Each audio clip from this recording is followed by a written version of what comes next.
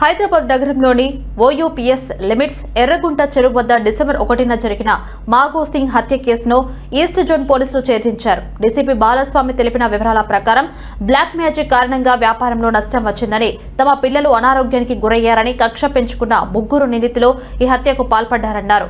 నిందితుల నుంచి హత్యకు ఉపయోగించిన రాడ్, జైల్లో కారు, 2 బైకులు, 3 మొబైల్ ఫోన్లను పోలీసులు స్వాధీనం చేసుకున్నామన్నారు.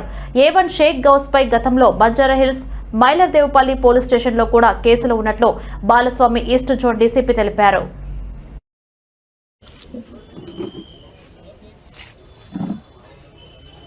ఈరోజు మనకు గత 2 రోజుల క్రితం రిపోర్ట్ అయినటువంటి ఒక మర్డర్ కేసు ఓయూపీఎస్ పరిధిలో under the leadership of ACP OU and additional DCP task force Srinivas and inspector Chandrashekar and SHO OU and DI OU వీళ్ళందరి ఆధ్వర్యంలో ఈరోజు ముగ్గురు కరడుగట్టిన అంటే ఈ అఫెన్స్ మర్డర్ చేసినటువంటి ముగ్గురు వ్యక్తులను అరెస్ట్ చేసి రిమాండ్ చేయడం జరుగుతూ ఉంది.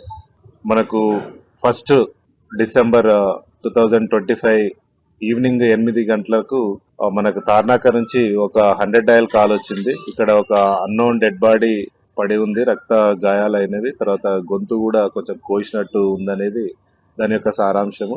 దాన్ని బట్టి ఇమీడియట్ గా SHO OU and his team Naidu and his team వెళ్ళి చూసినప్పుడు ఒక అన్నోన్ వ్యక్తి రక్త గాయాలతోటి చనిపోయినట్లు తెలిసింది.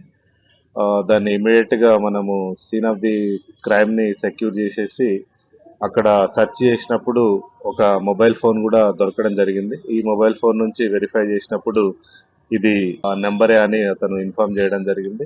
ఇమ్మీడియట్ గా అతనికి ఫొటోస్ కూడా షేర్ చేసి ఇన్ఫర్మేషన్ తీసుకోవడం జరిగింది.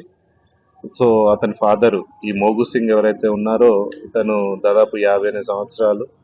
ఇతను దూల్పేటలో ఉండి సర్టన్ టైప్ ఆఫ్ బిజినెస్ చేస్తా ఉన్నాడు. దీనికి సంబంధించి ఈ ముగ్గురు అక్యూజుల్లో షేక్ గౌజ్ అండ్ సయ్యద్ షోయబ్ వీళ్ళిద్దరు కూడా మెయిన్ A1 అండ్ A2 అక్యూజులు. తర్వాత ఎండి ఇలియాస్ ఇతను ఈ జైలో బాడీని తరలించడానికి ఉపయోగించినటువంటి జైలో వెహికల్ అయితే ఉందో దాన్ని నడిపినటువంటి డ్రైవరు, వీళ్ళిద్దరికి కూడా అసిస్ట్ చేశాడు. సో ఇందులో వీళ్ళ యొక్క చరిత్రను చూస్తే ఈ షేక్ గౌజ్ అనే అతను 43 ఇయర్స్